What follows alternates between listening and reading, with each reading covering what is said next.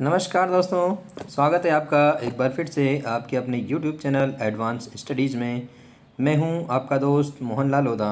दोस्तों, आज के इस वीडियो लेक्चर में लेकर आए हैं शैक्षिक रीति विज्ञान यानी शिक्षण विधियों से संबंधित 30 अति महत्वपूर्ण प्रश्न हैं।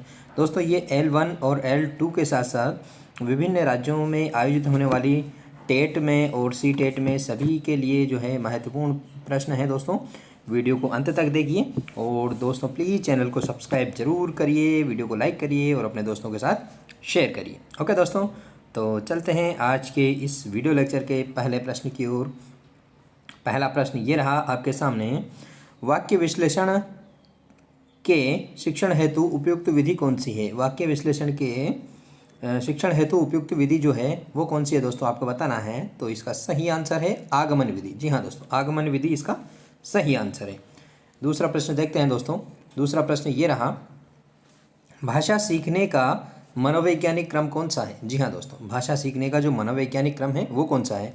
तो आपको बताना है वाक्य शब्द वर्ण, वर्ण वाक्य शब्द, या वर्ण शब्द वाक्य, या फिर शब्द वर्ण वाक्य। दोस्तों, इसका जो सही और मनोवैज्ञानिक क्रम है भाषा सीखने का, सबसे पहले बच्चा जो है पूरा वाक्य सीखता है, फिर उसके बाद में शब्दों का अर्थ सीखता है और फिर वर्ण सीखता है और वर्णों के बाद में ध्वनि को सीखता है। ओके, तो इस प्रकार से जो है भाषा का मनोवैज्ञानिक क्रम हो जाएगा। इसका आंसर पहला वाला है। ओके, नेक्स्ट तीसरा प्रश्न ये रहा दोस्तों, भाषिक सामग्री है। भाषिक सामग्री कौन सी है?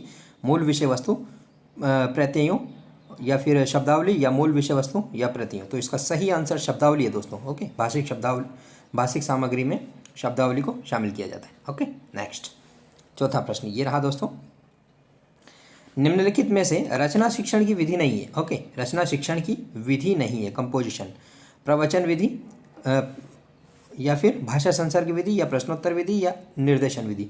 दोस्तों, इसका सही आंसर जो है भाषा संसर्ग विधि है, क्योंकि भाषा संसर्ग जो है व्याकरण शिक्षण की विधि है। किसकी है? व्याकरण शिक्षण की विधि है भाषा संसर्ग विधि। ओके, नेक्स्ट पांचवा प्रश्न, गांधी जी की बुनियादी शिक्षा का सिद्धांत आधारित है। किस पर आधारित है? मूल्यांकन उपागम, इकाई उपागम, एनसीईआरटी उपागम, या फिर जॉन डेवी व किलपैट्रिक उपागम। तो दोस्तों, इसका सही आंसर है जॉन डेवी और किलपैट्रिक उपागम। दोस्तों, 1937 में गांधी जी ने बेसिक शिक्षा की कॉन्सेप्ट दी थी। ओके, जो आधारित थी किस पर? जॉन डेवी व किलपैट्रिक उपागम पर आधारित। ओके, नेक्स्ट छठा प्रश्न ये रहा, भाषा के ग्रहणात्मक कौशल। ओके, एक्सेप्टिंग जो कौशल, हम जिसको दूसरा बोलता है और हम उनको सुनते हैं या ग्रहण करते हैं। तो इसका सही आंसर हो जाएगा दोस्तों, क्या हो जाएगा? सुनना और पढ़ना। जी हाँ दोस्तों, सुनना और पढ़ना जो है ग्रहणात्मक है, और जो दोस्तों बोलना और लिखना जो है वो क्या है? वो अभिव्यक्ति कौशल है। ओके, नेक्स्ट क्वेश्चन ये रहा सातवां, प्रारंभिक अवस्था में बालक भाषा सीखता है। कैसे सीखता है आपको बताना है। तो दोस्तों, प्रारंभिक अवस्था में जो बच्चा भाषा को सीखता है वो श्रवण करके, निरीक्षण करके और अनुकरण करके सीखता है। क्या बोला जा रहा है उसको सुन करके और उसको समझ करके और फिर उसी की तरह बोल करके बच्चा भाषा को सीखता है। ओके, नेक्स्ट आठवां प्रश्न, लिखने का कार्य पढ़ने के कार्य से पहले शुरू होना चाहिए, क्योंकि लिखना पढ़ने की अपेक्षा सरल है। ये कथन किसका है? तो दोस्तों, आपको पता होगा मारिया मोंटेसरी ने जो सुनना, बोलना, पढ़ना, लिखना है उसका क्रम थोड़ा सा डिफरेंट बताया है, जो कि सुनना, बोलना, लिखना और पढ़ना है। इस प्रकार से उन्होंने लिखना पहले बताया है। ओके, तो इसका सही आंसर मारिया मोंटेसरी हो जाएगा। ओके, नेक्स्ट नवा प्रश्न ये रहा दोस्तों, निम्नलिखित में से प्रक्षेपी सामग्री नहीं है। प्रक्षेपी सामग्री कौन सी नहीं है आपको बताना है नौवें क्वेश्चन में। तो बुलेटिन बोर्ड जो है प्रक्षेपी सामग्री नहीं है दोस्तों। ओके, बुलेटिन बोर्ड इसका सही आंसर हो जाएगा। ओके, नेक्स्ट 10वां प्रश्न, बुलेटिन बोर्ड है किस प्रकार का है दोस्तों? बुलेटिन बोर्ड बताना है आपको, श्रव्य सामग्री, दृश्य सामग्री, या श्रव्य दृश्य सामग्री, या कोमल सामग्री।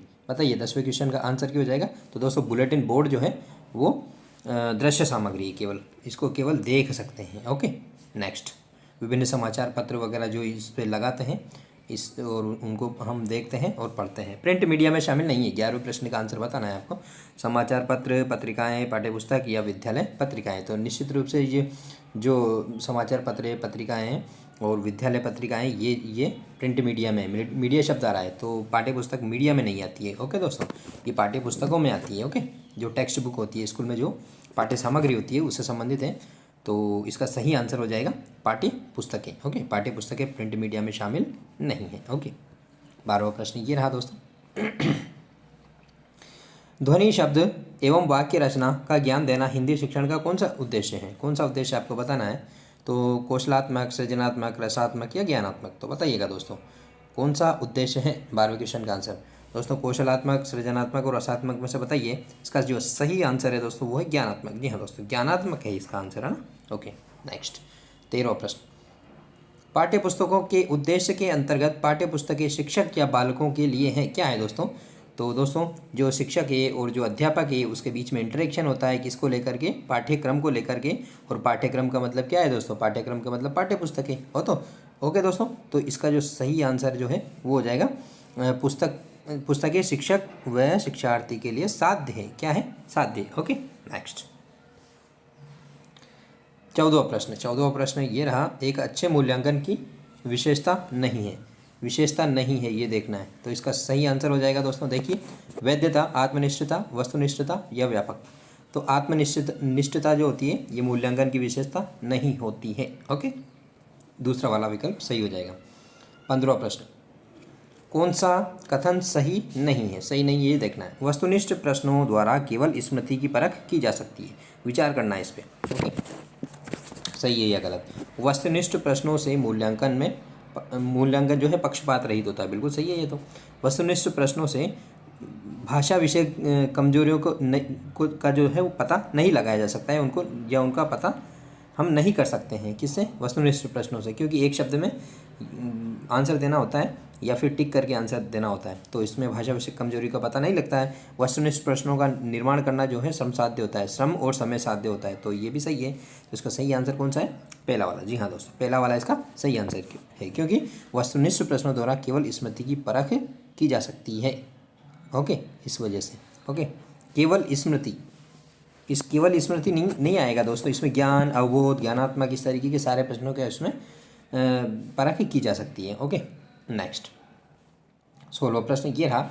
उपचारात्मक शिक्षण के लिए आवश्यक नहीं है, क्या आवश्यक नहीं है बताना है आपको? शिक्षण विधि को स्थायी रखना, विचार करना है थोड़ा सा। ओके, विद्यार्थी की किसी भी गलती की अवहेलना नहीं करना। नेक्स्ट, पहले निदानात्मक परीक्षण कर लेना, या इनमें से कोई नहीं। दोस्तों किसी भी शिक्षण विधि के लिए कोई भी एक विधि जो स्थायी है वो कारगर नहीं हो सकती है, तो पहला वाला इसका विकल्प क्या हो जाएगा?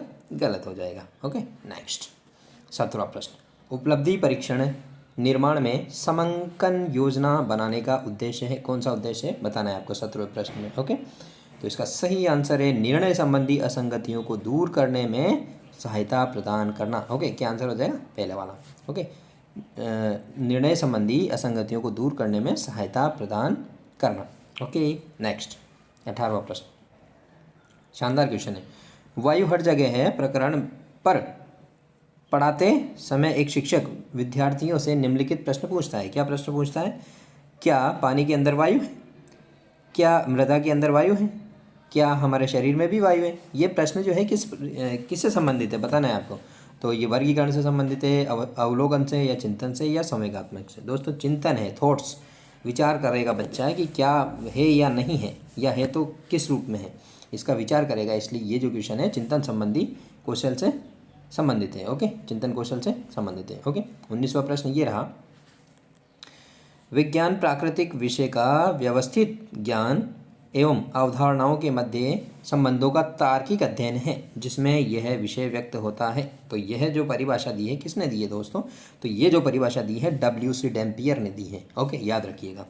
नेक्स्ट 20वां प्रश्न, निम्नलिखित में से कौन सी यांत्रिक दृश्य सामग्री नहीं है? यांत्रिक दृश्य सामग्री जिसमें यंत्र का प्रयोग नहीं हुआ है, ऐसी सामग्री आपको बताना है। तो चित्र विस्तारक, जादुई लालटेन, स्टीरियोस्कोप या बुलेटिन बोर्ड बताना है दोस्तों। 20वें प्रश्न का आंसर आपको बताना है। तो इन तीनों में यंत्र का प्रयोग होता है दोस्तों, चित्र विस्तारक में भी, जादुई लालटेन में भी, और स्टीरियोस्कोप में भी। बुलेटिन बोर्ड में इसका प्रयोग नहीं होता है, तो ये वाला आंसर आपका सही हो जाएगा। ओके, नेक्स्ट 21वां प्रश्न ये रहा। उपलब्धि परीक्षण में सहयोग होता है। ओके, तो क्या सहयोग होता है, या उपलब्धि परीक्षण में करने में किसकी सहायता होती है? तो मापन या मूल्यांकन या ABC दोनों, या कोई नहीं। तो दोस्तों उपलब्धि परीक्षण में जो मापन होता है और मूल्यांकन होता है, ये दोनों ही जो है उपलब्धि परीक्षण में सहयोगी होता है। ओके, मापन से भी उपलब्धि परीक्षण किया जा सकता है, मूल्यांकन से भी किया जा सकता है।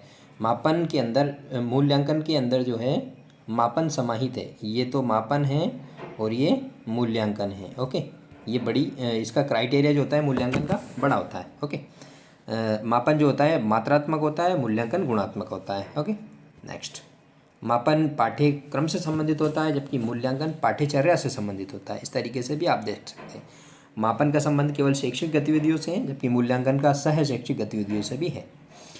प्राथमिक स्तर पर पर्यावरण अध्ययन शिक्षण में विज्ञान प्रदर्शनी का उपयोग करने से विकास होता है। किसका विकास होता है आपको बताना है। तर्क शक्ति का, स्मरण शक्ति का, मनोरंजन का या वैज्ञानिक दृष्टिकोण। जी हाँ दोस्तों इससे वैज्ञानिक दृष्टिकोण का विकास होता है। नई नई चीज़ें देख करके बच्चा सीखता है और उसके प्रति उसकी जो है अभिरुचि और अभिवृत्ति जो है वो विकसित होती है, जिससे वैज्ञानिक दृष्टिकोण उसमें विकसित होता है। ओके, नेक्स्ट 23वां प्रश्न ये रहा। पर्यावरण अध्ययन की प्रकृति के संबंध में सर्वश्रेष्ठ कथन कौन सा है।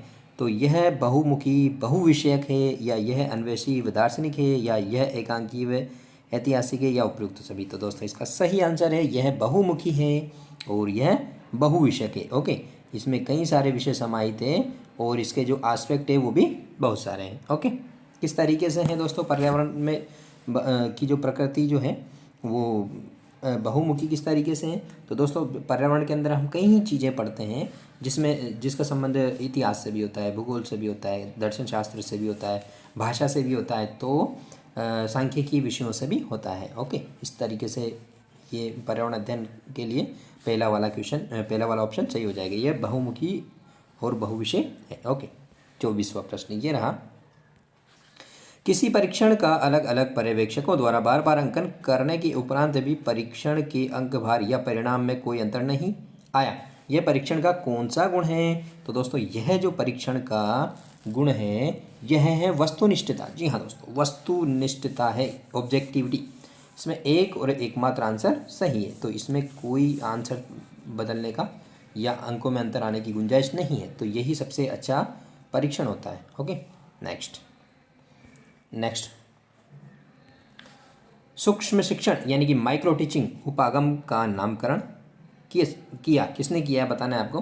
तो इसका सही आंसर है दोस्तों एलन। जी हाँ, एलन ने इसका जो है टीचिंग माइक्रो टीचिंग का जो है सूक्ष्म शिक्षण या माइक्रो टीचिंग नामकरण किया है। ओके, आप कमेंट करके बताइएगा मुझे जो माइक्रो टीचिंग है ये किस काम आती है, किसके विकास के लिए उपयोगी है। क्या ये कौशलों के विकास के लिए उपयोगी है, शिक्षण कौशलों के विकास के लिए। कमेंट करके बताइए और सूक्ष्म शिक्षण के जो चक्र है, साइकिल है, उसको भी बताइए। ओके, नेक्स्ट 26वां प्रश्न ये रहा। पाठ्य योजना के प्रकार कौन कौन से हैं। इकाई पाठ्य योजना, दैनिक पाठ्य योजना, वार्षिक पाठ्य योजना। दोनों दोस्तों ये जो है सारे के सारे सही है। इसमें मासिक पाठ्य योजना भी होती है लेकिन वो इतनी ज़्यादा प्रचलित नहीं है, तो इसका आंसर जो है डी वाला। ओके, इकाई, दैनिक और वार्षिक। ओके, नेक्स्ट 27वां प्रश्न। एनसीएफ 2005 में निम्नलिखित में से मार्गदर्शी सिद्धांत कौन सा कथन प्रकट नहीं करता है, ये बताना है। तो इसका जो देखिए विकल्प, इस ज्ञान को जो है बाहरी जीवन से इसको जोड़ा जाना चाहिए। नेक्स्ट है पढ़ाई को रटंत प्रणाली से मुक्त करना, ये भी सही है दोस्तों। नेक्स्ट रुचि आधारित सिद्धांत द्वारा शिक्षण, ये आपको देखना है थोड़ा, कक्ष की गतिविधियों से जोड़ा जाए और इसे लचीला बनाया जाए, ये भी सही है दोस्तों। तो इसका सही आंसर जो है वो है कौन सा है, इसका सही आंसर है सी वाला। ओके, नेक्स्ट 28वां प्रश्न ये रहा। जब एक बावर्ची खाना पकाते समय खाने को चखता है तो यह किसके समान है, तो बताइए। तो दोस्तों ये जो है यह सीखने के आकलन के समान। ओके, किसके समान है, सीखने के आकलन के समान। ओके, नेक्स्ट क्वेश्चन ये रहा दोस्तों 29वां। RT 2009 यानी कि निःशुल्क एवं अनिवार्य शिक्षा का अधिकार अधिनियम 2009 को अंतिम रूप से जो पारित करने का या इसको जो अंतिम रूप से स्वीकृत करने का जो अधिकार है वो किसको है या किसने किया, तो भारतीय संसद है। किसको, भारतीय संसद को। आप मुझे कमेंट करके बताइए भारतीय संसद के कौन से 3 अंग हैं। ओके, बताइएगा ज़रूर। ओके, नेक्स्ट 30वां प्रश्न ये रहा दोस्तों। इकाई उपागम में कितने सोपान होते हैं, कितने सोपान होते हैं इकाई का जो यूनिट अप्रोच है उसमें बताइएगा मुझे, 1 2 3 4 या 5। तो दोस्तों इसका सही आंसर है 5। जी हाँ दोस्तों, 5 इसके सोपान होते हैं। कमेंट करके बताइए मुझे कौन कौन से सोपान होते हैं। ओके दोस्तों, ये थे आज के इस वीडियो लेक्चर के 30 प्रश्न। ओके दोस्तों, आशा करता हूँ ये प्रश्न आपको समझ में आए होंगे। ओके।